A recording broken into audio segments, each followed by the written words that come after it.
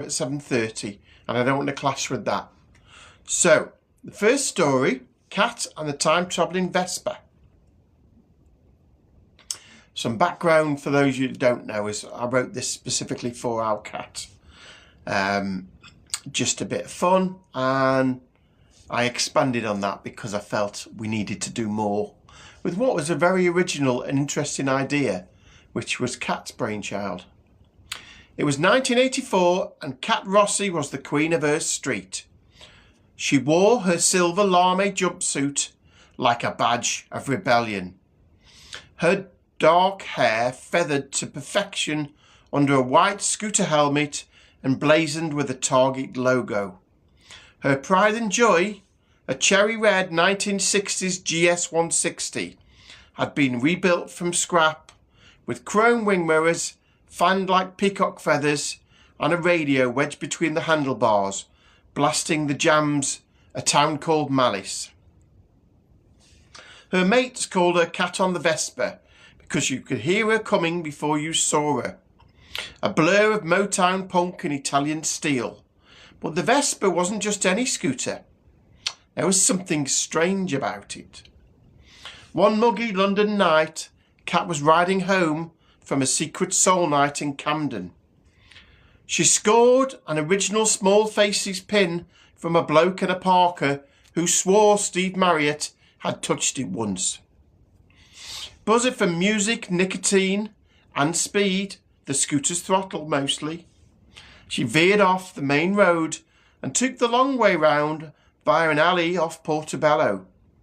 The engine growled, the radio hissed. Then it happened. A flash, a noise like the feedback from a bass amp. Everything blurred. Headlights stretched into comic trails and the air smelled of petrol, ozone and Brill cream. When the light faded, Cat sat stunned, her Vespa gently humming beneath her. And the streets around her had changed. Gone were the neon signs and new wave posters. In their place, two-tone coffee bars, shop fronts with hand-painted signs and scooters. So many scooters. Buzzing down the road like angry bees.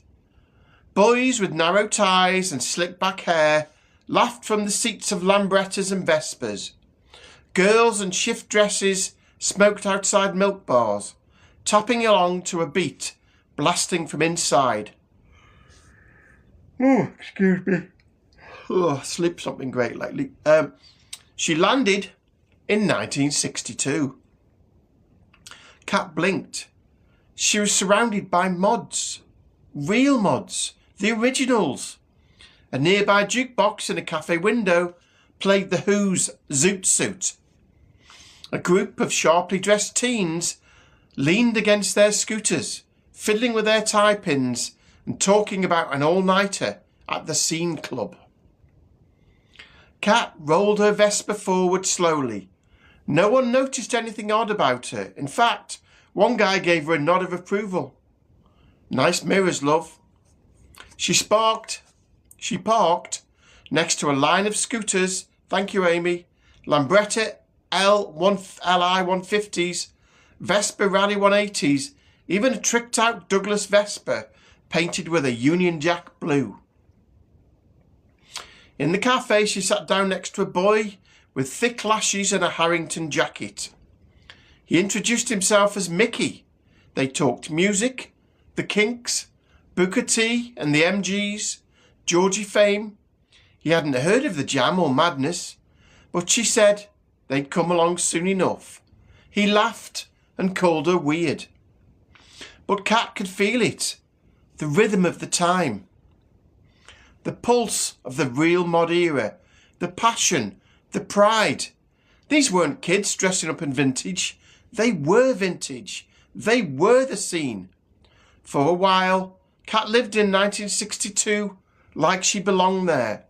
She danced at the Flamingo Club in Soho, where a vinyl copy of Green Onions spun under blue light.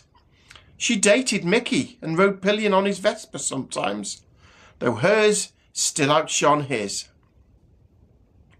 But the Vespa, had a mind of its own. One rainy night, after a storming set by the high numbers, she rode home alone. The street was quiet. Her radio, silent for days, suddenly crackled to life. Going underground by the jam screamed from the speakers. The Vespa shuddered, the mirrors rippled. Kat screamed not in fear, but in furious joy, as the world bent around her again in sparks and sirens. And just like that, she was back in 1984. But she wasn't the same girl. Her scooter now sported a new sticker, Flamingo Club, London's mod mecca, one she hadn't put there. Her mind was packed with memories of real R&B nights, of Brill cream kisses, and of voices that spoke in slang she'd never known but instantly loved. She parked her Vespa outside her local engine cooling under the London fog. The radio played My Generation. She laughed, because now, when she rode, she wasn't just riding through the streets, she was riding through time. And the mods, they were always with her. Okay, so I thought it was about time we had more from Kat and her